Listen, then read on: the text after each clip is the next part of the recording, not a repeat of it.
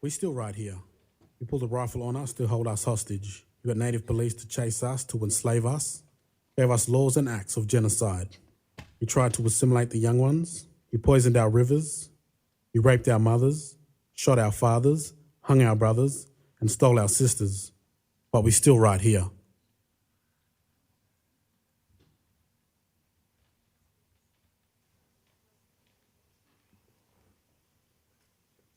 Yora Gamali and Alakanaria Bajera, Gamala Mengendo, Nanya Birali, Nanya Bayami. Hello, ladies and gentlemen. My name is Shannon Ruska, and I'm here to give you a welcome to country, a formal address that our people have been doing since the beginning of time. Now, people, we haven't made this up with the event companies and the city councils or even the state government. When our people would travel from country to country, we'd make sure that we were welcomed into the land. You see, we descend, our family, from two different family groups of the area. One is the Caribou clan in the western area through Daisy Thompson. She used to live around Ipswich and Laidley. The other one was King Sandy or Kerwally. He was King Sandy of Brisbane.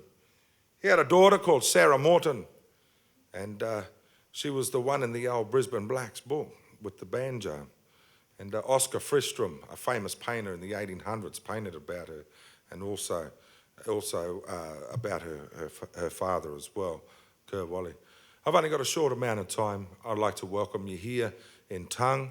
I'm curator of the opening ceremony in the tribal opening ceremony, which will be held at 7:15, just out on the Playhouse Green. We have tribal groups that'll be doing song and dance in a formal way that our people did many years back, and smoking signals, letting other tribes know that we're coming through, and then corroboree.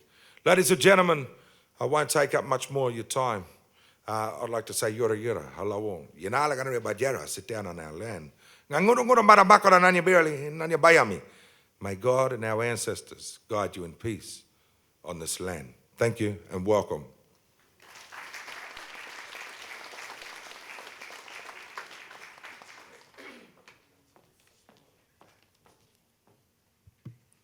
Thank you, Shannon, for your most generous welcome to country. As a visitor to this place, I wish to acknowledge the sovereignty of the Yagara and the Turrbal peoples over the lands in which we walk each and every day. My name is Chelsea Bond, and I'm Mununjali through the Williams family, but I was born and raised on Yagara country. I'm a Nirikan Research Fellow with QUT's Indigenous Studies Research Network. It is, for me, a privilege to curate Clancestry's Conversation series, and I wish to sincerely thank you for joining us this evening for our final conversation, Singing Up Sovereignty.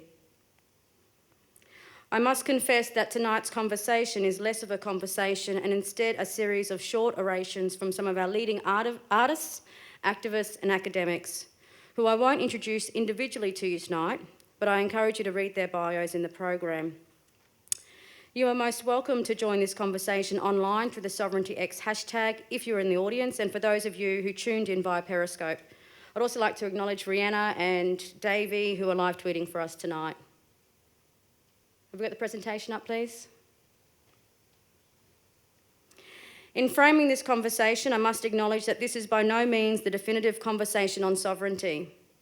I must acknowledge that each and every day in this country, Indigenous, Aboriginal and/or First Nation people are singing up sovereignty and are being sovereign.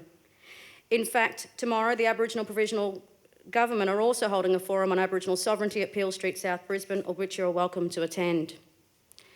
Tonight's conversation is really to get us thinking about sovereignty as a concept. Sadly, the concept of sovereignty, whether as an action theory and/or political movement, tends to be sidelined in public discourses of Indigenous affairs and Indigenous policy, which prefers white paternalism both in its old and new forms. Under this rubric, agendas of reconciliation and recognition present as more palatable concepts for public consumption, as they do not require the relinquishment of power or control or restraint from the regulation and surveillance of black bodies on black land. Tonight's Clancestry Conversation, from a curatorial perspective, has been partly inspired by the work of Frantz Fanon, who has described how colonial domination has disrupted the cultural life of the colonised. Thank you. He argues that after a century or two of exploitation, culture becomes a rigid set of automatic habits with some traditions of dress and a few broken down institutions that lack any real creativity. He states that the poverty of the people, national oppression, and the inhibition of culture are one and the same thing. But he assures us that this situation is transitory. He states that it is through the progress of the national consciousness among the people that constitutes for the native intellectual an invitation to go further than his cry of protest. He states that in the beginning, the native intellectual used to produce his work to be read exclusively by the oppressor, whether with the intention of charming him or denouncing him. But he insists, through the crystallisation of the national consciousness, the native writer progressively takes on the habit of addressing his own people. Sally? I do acknowledge that our colonisers have never gone home, so even when we proclaim to be addressing our own people, we do so knowing that they are watching. We do so knowing that there remain natives amongst us that also remain committed to charming them.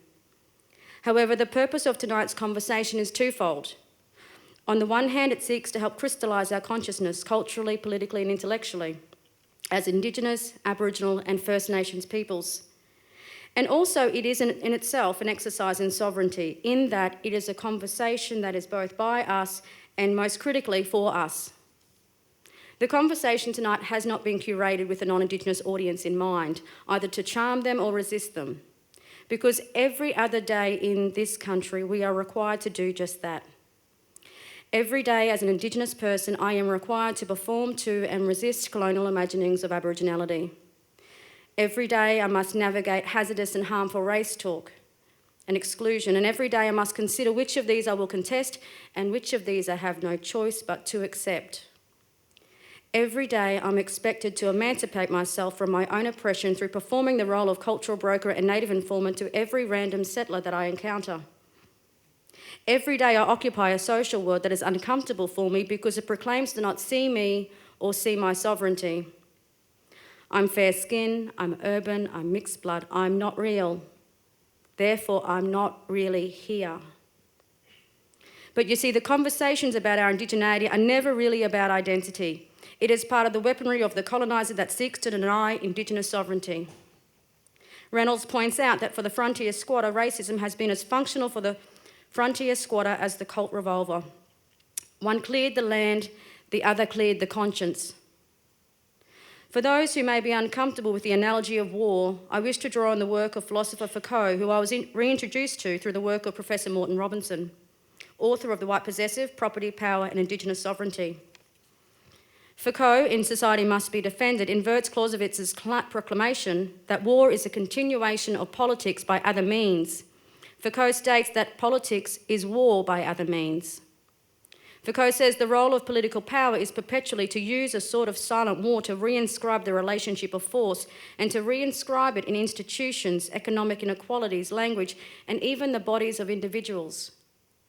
Politics sanctions and reproduces the disequilibrium of forces manifested in war. As Indigenous peoples, we are at war every day in this country. The violence inflicted upon our bodies is normalised by the state, and it's evidenced not simply in the brutal deaths in custody, but is evidenced by the rapid rates of child removal, incarceration, exclusions from education, employment, housing, and the basic conditions for living. It's evidenced in the 10 years less life expectancy.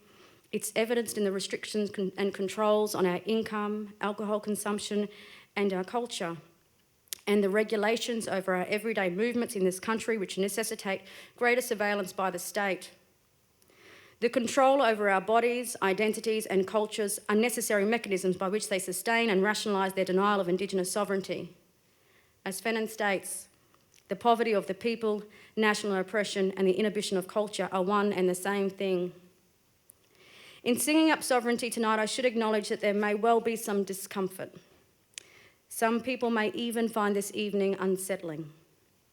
Of course, when the settler hears the native speak amongst themselves, they may feel unsettled. Indeed, when the native hears of others speak of a possibility beyond subservience, beyond the status quo, they too may feel unsettled. However, for the mob here tonight, I hope tonight gives you additional arsenal to continue to think, to act, and to be sovereign. Now, I should state that I'm not seeking to define the parameters here for what it is to be sovereign or suggest that the presenters tonight encompass or embody all sovereignty discourses and actions of the nations across this nation. My agenda here tonight is to engage our mob intellectually in the concept of sovereignty so that we never relinquish it. Professor Rigney warns us that unless Western knowledge orthodoxies are interrogated, the basis of their power will continue to reproduce the colonised as a fixed reality, including the subtext of Indigenous intellectual nullius. The struggle for Indigenous intellectual sovereignty, he argues, is to move our humanness, our scholarship, our identities and our knowledge systems from invisible to visible. Tonight, these orations will render visible our humanness, our scholarship, our identities, our knowledge systems and our sovereignty. It has never been ceded. Terra nullius is a lie.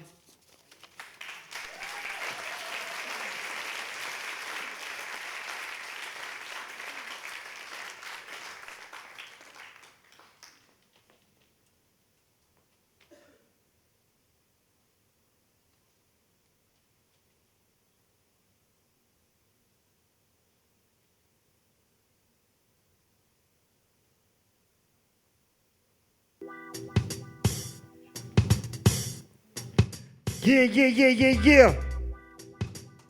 What's going on? Clancestry, everybody make some noise. I want to acknowledge the traditional owners of this land before we do this. This one's called Represent. Check it. All my brothers and sisters are people who never get treated as equals. Respect is sent to all you. Represent. Yo, we're bringing up forgotten issues, passing out a lot of tissues. Rest in peace, AJ and Tommy T. Our community miss you. Condolences go to your family. It's a tragedy. Please don't be mad at me, cause our way of going is sad to see. And I wish I could rewind time and take it back to 99 when you was in your premature prime, doing heaps of crime, screaming it out because I mean it till my lungs are blue. Have you ever heard our streets are the meanest? Well, that rumor's true. What you gonna do? I'm busting with something new. Take a look through my eyes and see what's disappear in front of you. Tell me what this world is coming to when cops don't have nothing to lose and instructions to bruise. Backyards are what we're running through. Clap your hands once, clap your hands twice. Throw your hands in the air, wave from left to right. We're bringing up forgotten issues. Terra nullius is alive. Never hide my pride, only the strong survive. Clap your hands once, clap your hands twice. Throw your hands in the air, wave from left to right. We're bringing up forgotten issues. Terra nullius is alive. Never hide my pride, only the strong survive. All my brothers and sisters are people who never get treated as equals. Respect is sent to all you. Represent. Hang on. Yeah, there'll be no justice on the stolen land we live on. Many go crazy when truth is told, trying to hide it, saying it's classified info. Don't believe everything you see in here, in the paper, on TV or radio, but honestly, the end is near. Babies having babies, some employed ladies, heavy gear spreads daily. In love and memory to my people's people in the cemetery, we dropping like flies. Wipe those tears from your eyes. You can cry, just thank God for life. As I pray, wishing he could reply. But I know when I sleep through the night, guardian angel by my side, keep me right in my place. 4077 on that plastic chase. Yeah, clap your hands once, clap your hands twice. Throw your hands in the air, wave them left to right. We're bringing up forgotten issues. Terra nullius is a lie.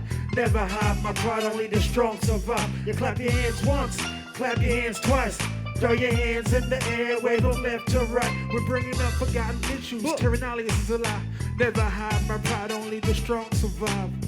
All my brothers and sisters are people who never get treated as equals. Respect is sent to all you. Represent. Check me out, yo. We stay up to date with political news, those political don'ts and political do's, sharing similar particular political views of shady politicians and political feuds. This is freedom of information, freedom of speech, that we have the freedom to use and the freedom to teach. Freedom's easier to lose than it is to keep. If you could put a price on it, freedom wouldn't be cheap. See, DCP's got no time for sleep. I'm putting overtime in the studio until it's time to leave. Calling time out when I need some time for me and time for the fam I barely have the time to see. Clap your hands once, clap your hands twice. Throw your hands in the air, wave them left to right. We're bringing up forgotten issues. Terranalius is alive. Never hide my pride, only the strong survive. You clap your hands once, clap your hands twice. Throw your hands in the air, wave them left to right. We're bringing up forgotten issues. Terranalius is alive. Never hide my pride, only the strong survive. All my brothers and sisters are people who never get treated as equals. Respect is sent to all you represent.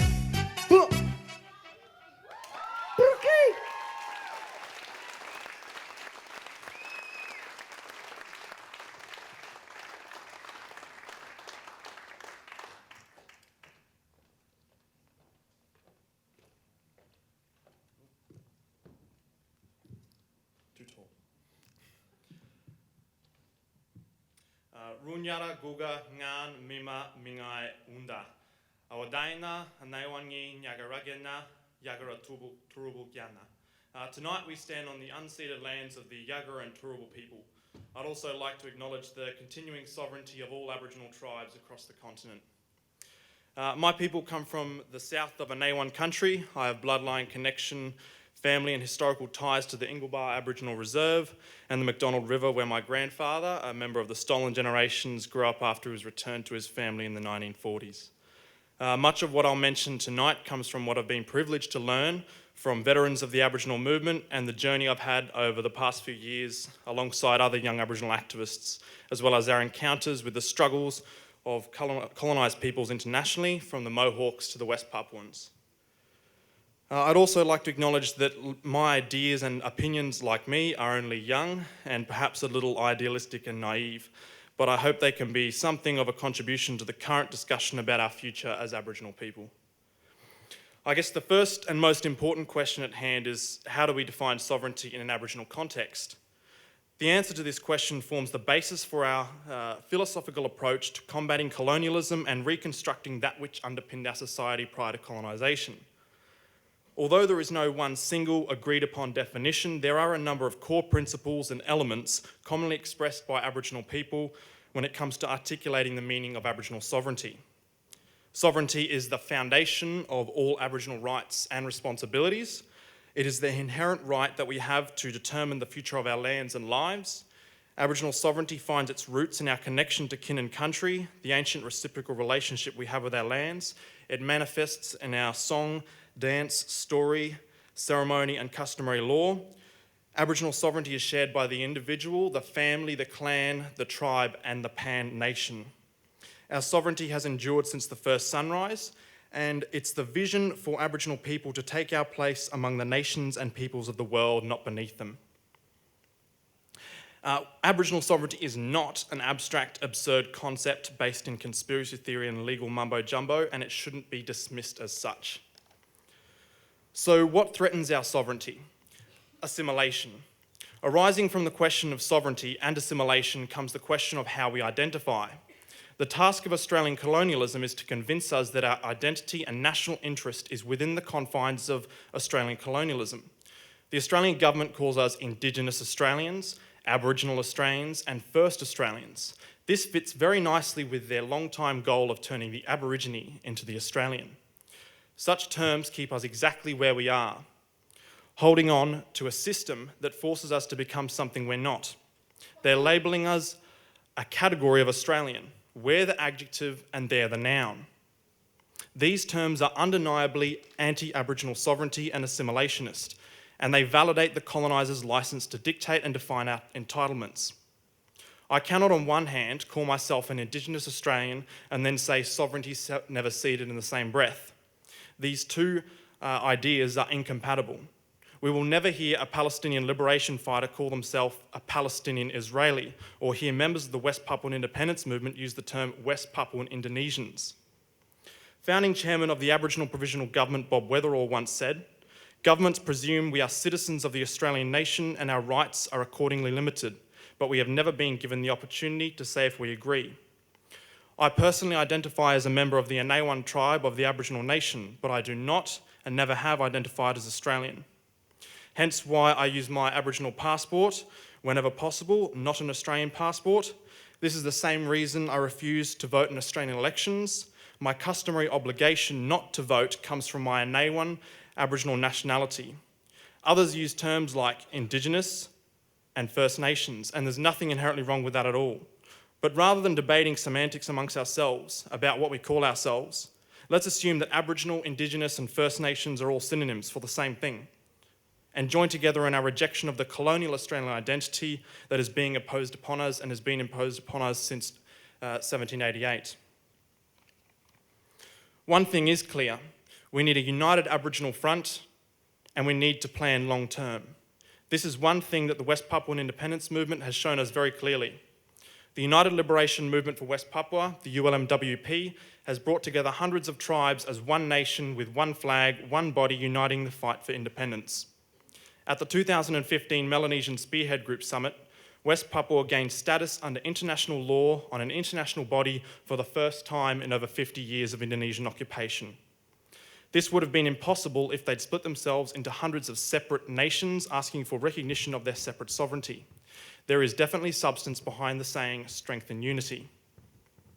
Now, Aboriginal sovereignty tells us to ask two questions. The first question, what must we do ourselves? For me personally, this meant going back to my grandfather's country. It meant committing myself to the task of reviving the Nawan language and not being reliant on government or corporate funding in this process. Language and cultural revival is a core component of Aboriginal nationalism.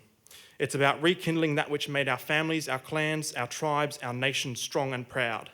It serves as a means of us recreating a viable alternative to assimilation. Culture and connection undoubtedly gives us deeper drive and purpose. On the collective side of things, it means organising ourselves for a concerted long-term campaign and building a united Aboriginal front. Like the West Papuans, we also need to be lobbying the international community, bodies like the Melanesian Spearhead Group, to support our calls for self-determination. The second question at hand is, what do we want from the colonizer?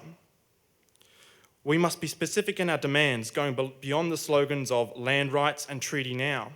We know we want the return of land and political empowerment, but what land specifically do we want returned, and what rights do we want over that land? How are we to exercise political power and decision-making about our future as a people? What model will ultimately deliver the most land and the most power in the most secure way possible? There's now the proposal for an Aboriginal seventh state. Forget Northern Territory statehood, let's push for Aboriginal statehood. Our own parliament, our own education and health system, our own constitution, our own laws protecting culture and customary law, a share of the GST, guaranteed Senate representation, and the most secure form of land rights possible. An Aboriginal state would be far more secure than a treaty, as a treaty relies on legislation, and legislation can be revoked. Once the Aboriginal state is established, the Commonwealth does not have the constitutional power to get rid of it. The struggle for Aboriginal sovereignty is ultimately what stands in the way of assimilation, the destruction of our people and our lands. But sovereignty is not just an idea, not just a concept, it's an action, and without action, that idea remains just an idea. Veteran Pakana activist Jimmy Everett once said, "I think that our sovereignty and our nationalism will probably be back on the agenda very firmly with the new generations. Our younger generations are not going to let that sort of thing die. That is our task, our responsibility. Only we can forge a proper place for ourselves and future generations." Thank you.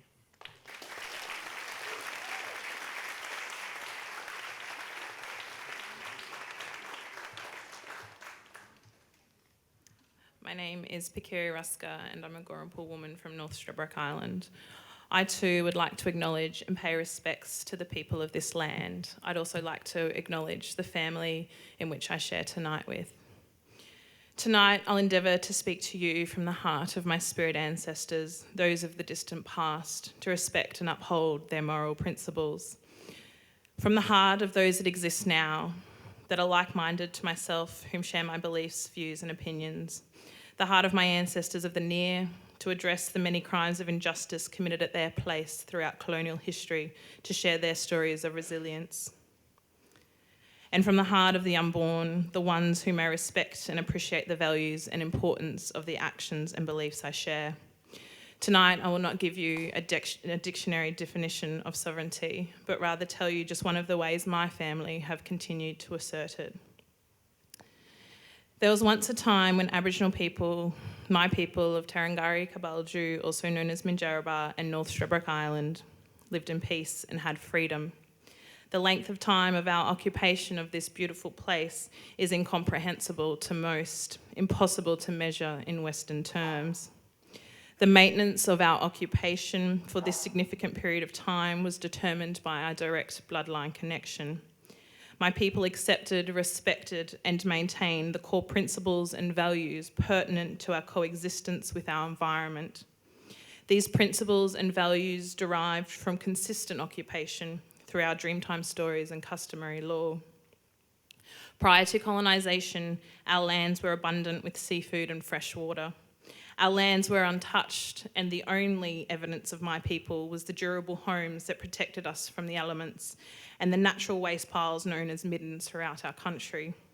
My people spent their lifetime protecting the place that sustained us. In about 1803, the first boat people arrived. They interrupted our peace and freedom. Colonial outposts were established on our ancient residential areas. As more boat people arrived and time progressed, conflicts arose. Our people resisted as they were not complying with our customary law. They occupied our lands by force and without authorisation. With our resistance came their retribution, the loss of our lives. This was a very hostile and brutal time. Merely survival alone became our priority. We were no longer able to live freely. My people was staunch and stood up against the first attempted mission establishment in the 1850s, set up by religious preachers at Gumpi, now more commonly known as Dunwich, which was densely populated by the foreign boat people. During this time, there was an old lawman who had been forced to reside on the mission with his people. But within months, he'd led them away. He'd led his people away, saying, "You teach me to pray to your God, to give me my daily bread, but my people go hungry and do not receive daily. So we are going back to live with our mother, where we know we will be fed." In 1892, the next mission, the Maiora mission, was established on the island as an Aboriginal labour camp for the colonial institutions. The time represented dramatic forced social and cultural changes. We had to live in a completely foreign way. We were forced to wear foreign clothes, lived within fenced foreign housing, practice a foreign religion, eat foreign foods, use foreign medication, and speak a foreign language. It was in about 1897 when the forced control of our occupation became legislated and thus validated by the Aboriginal Protection and the Restriction of the Sale of Opium Act. New legislation was then enacted in around 1939 and is now more commonly known as the Aboriginal Protection Act. This legislation, alongside many others, had a detrimental influence on the free lifestyle of our people. However, we resisted and forced the colonial authorities to allow us to move closer to our traditional areas, now known as Wanma. This eventually saw the closure of the Maiora mission in 1942, and we began living back at our place. Sometime later, in 1951, the Land Administration Board identified the need for 96 allotments to accommodate the housing needs of the Aboriginal people on the island. However, this proposal would see us move back to Maiora. We rejected the proposal and ultimately remained at Wanma. It was in the late 1960s when the government decided to utilise some of the stolen Aboriginal wages and the welfare fund to construct 6 homes in Gumpi, costing £3,000 each. Our old people were led to believe that they would own these homes just as they did at Wanma. This was an important factor of our people's decision to move into these homes. In the end, only 12 homes were ever built and are still occupied mostly by the families, yet rent is still being paid on them. We've lodged a rights of residence submission asking for these homes to be returned to the rightful families. To date, we are still fighting for them. As the housing needs were not met, the Aboriginal people continued to build their own dwellings at Wanma using their own money for the resources. The state government offered trusteeship through dogged arrangements over the 1 mile area in the 1980s, which was rejected unanimously on the grounds that morally, our people felt that we could not be trustees of land that was already ours. The Quandamooka Tribal Council was formed to lodge notice of our intention to reclaim Aboriginal lands and recognition of our original entitlement through the Federal Court of Australia. It ultimately became the Quandamooka Native Title Claim. After some time, many realised that native title was not a true representation of their moral objectives and our true identity. Ultimately, it resulted in family groups disassociating with and removing themselves from the native title process. In 2010, my family lodged direct opposition and protest to supposedly informed consent determinations, making public statements and submissions outlining our positions directly to the court and the community. Our position reaffirmed the reservation of our sovereignty displayed by keeping our links to our land, including through our residency. In the past few decades, the evolution of Wammal has grown significantly as the Aboriginal people continue to build and reside here through the assertion of our sovereignty. My great-great-grandmother, Florrie Coolwell, née Ruska, refused to move out of Wammal and remain there until she passed. My great-grand Auntie Joni Morton moved back to Wammal in the early 1980s and remained there for the rest of her life. As a teenager, my father was instructed by his elders to reoccupy and build at Wammal, so he did. He also built the home of my great-grand-uncle Dennis Morton, who spent the last decade of his life living at Wammal, proudly showing off his home to the many of his visitors. These are just a few examples of my staunch family who have continued to assert their sovereign position and have taken back what is rightfully ours. It has not stopped. My family continued to take back our land, build our own homes, to try and live in as much freedom with as much peace as we possibly can. We do not pay for the land and we do not accept it back via native title processes. It is ours, we never ceded our connection to it, and we continue to remain sovereign through our strength and resilience to reside on country. Thank you.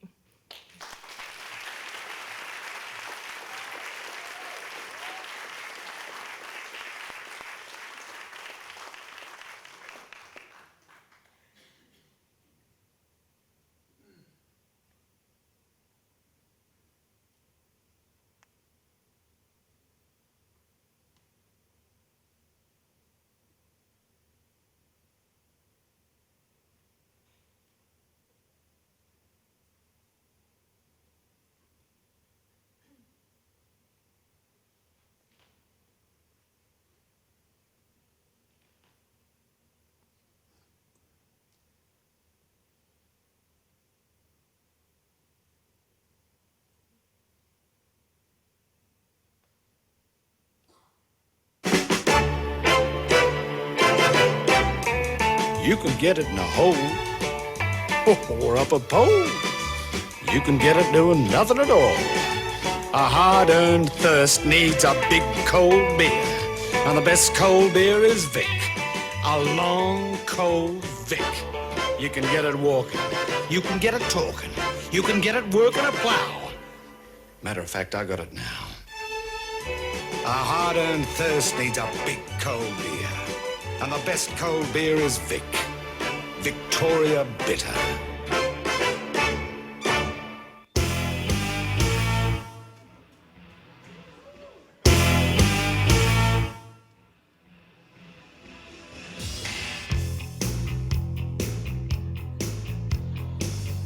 Out where the river broke, the bloodwood and the desert oak, holding wrecks and boiling diesels, steaming 45 degrees. The time has come to save fair's fair, to pay the rent, to pay our share. The time has come, a fact's a fact.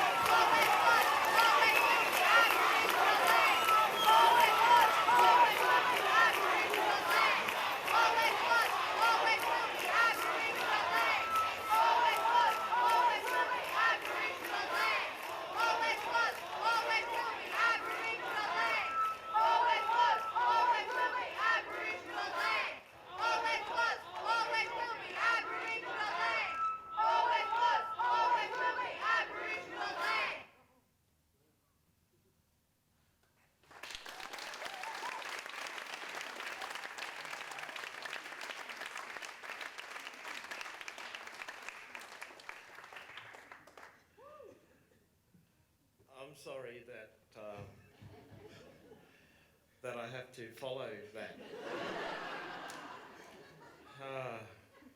So whatever I had prepared is not enough. All right, I'm Vernon. I'm from North Queensland, so I've been living in Brisbane for a while now, but it's good to be here. Oh, gee whiz, following that. I knew I should have brought my tap shoes. But I'm dressed for it, look.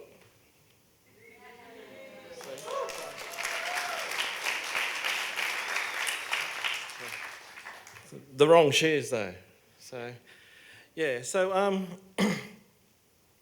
thanks for having me here, Chelsea. And it's good to see a good crowd here. Thank you, all you mob.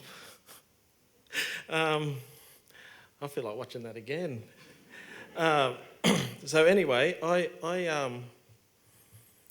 am of the opinion that I've been in lots of conversations with people about sovereignty, and internationally as well. You know, I always, want to sing up my people, and not so much singing up sovereignty, but just want to sing up my mob.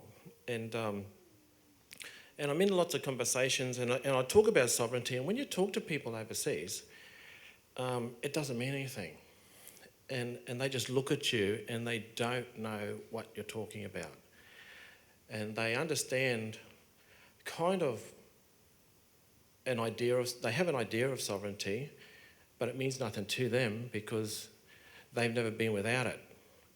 And this is a common experience, and I find it everywhere, and I always say, it's, of course it doesn't mean anything to you because you've never been without it, but blackfellas, we exist in a different context here.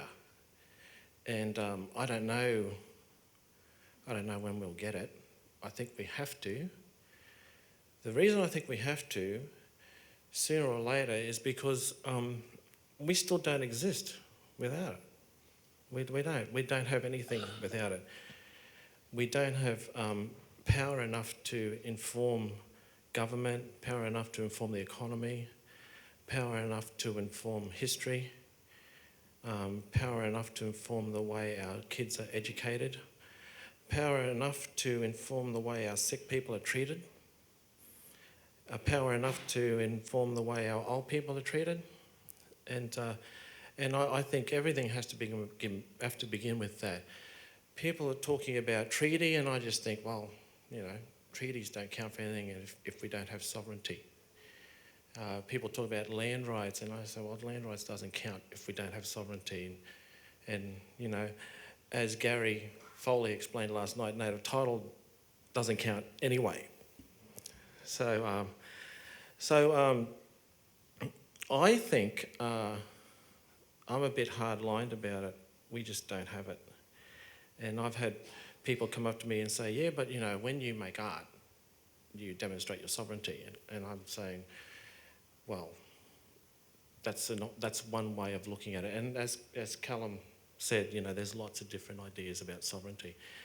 But I also think that without it, we are still where we have always been. We don't exist properly as people.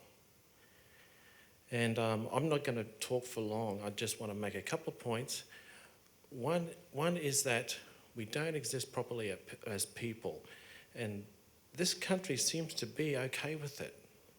And everyone who is contented to exist here and not want that, not yearn for it, you're complicit in us not having that status of sovereign peoples.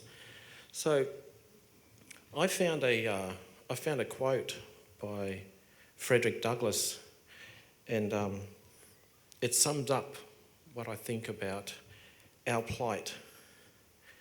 So I think he wrote this in about 1846 or something, and it's about the slave. To make a contented slave, it is necessary to make a thoughtless one. it is necessary to darken his moral and mental vision and, as far as possible, to annihilate the power of reason.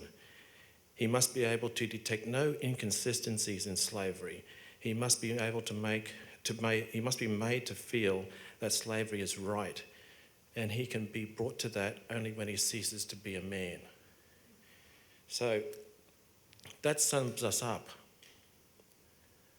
Make no mistake, it sums us up.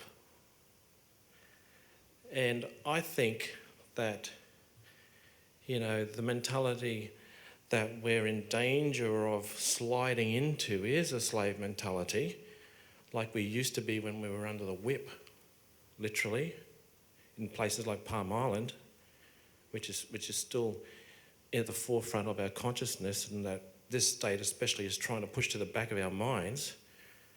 So we're in danger of sliding into that the day we think we're contented peoples. My attitude is this country has had lots of opportunities to do the right thing, and they go the other way. They choose brutality more often than not. And my position is that, unless we have sovereignty, what do they want for us if not our extinction? Thank you.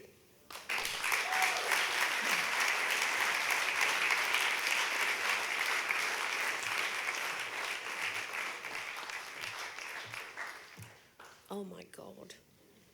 You're everyone.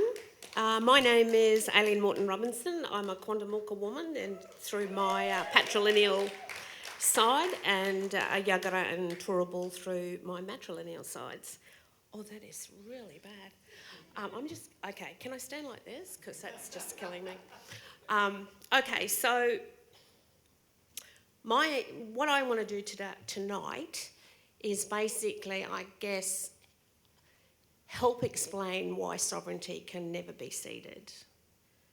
And I want to do that by getting us to think about the fact that, as Gary says, native title is not land rights, but land rights is also not sovereignty.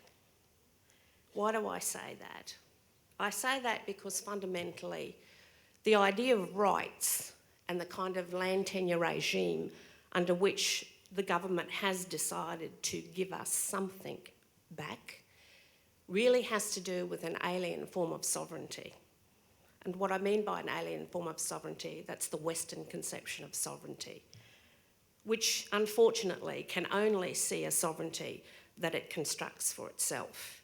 That is, it constructs a sovereignty based around the idea of rights, proprietariness, power and authority, and the internal integrity of a territory. So the way in which the law looks at our sovereignty when it seeks to do something is to give us rights. Now, rights for me are problematic even within a Western idea of them, because if you don't have any resources, fundamentally, you can have as many rights as you like, but you're not going to be able to do anything about them, exercising them. But in relation to Aboriginal sovereignty, the way in which I was taught by my grandparents, I've been thinking about this for a while because I grew up on country, and I grew up fundamentally living off the land. We were so poor, but I also grew up with grandparents who taught me law. And they never explained my relationship to Quandamooka in terms of rights. But they did talk to me about being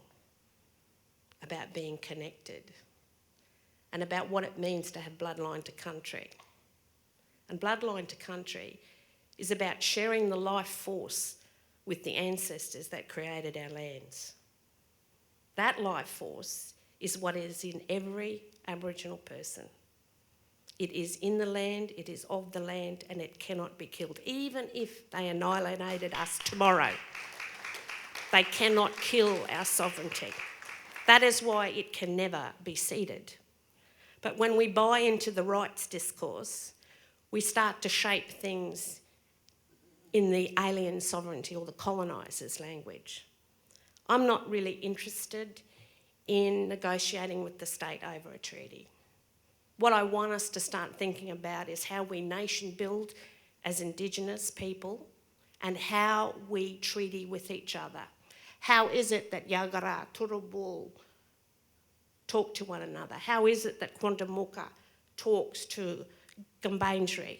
How is it that we as nation peoples talk to one another?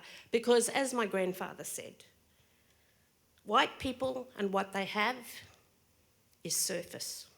You are surface people. We are part and in and of the land. So you can put on our country anything that you like, but we and the land remain sovereign. So that the life force that sustains all of us here, also sustains non-Indigenous people, is something that is not understood, but in one sense needs to be understood because climate change is doing stuff to our world. Once we understand that we are worth no more or no less than any other living thing, what a concept. What a concept. No hierarchy, no kill that ant, no kill that dolphin, no kill that whale because I feel like it. No rape this land, no take that mineral because I want it. What if we start to think about the fact that we are worth no more or no less? That is fundamentally the basis of Aboriginal philosophy. It is why we have managed to live in this country for so long. We did not need to invent wheels. We're an extremely intelligent people. We invented and created other things. We invented knowledges that people don't even know about. As for sovereignty, it will never be ceded because you can't kill us. Thank you.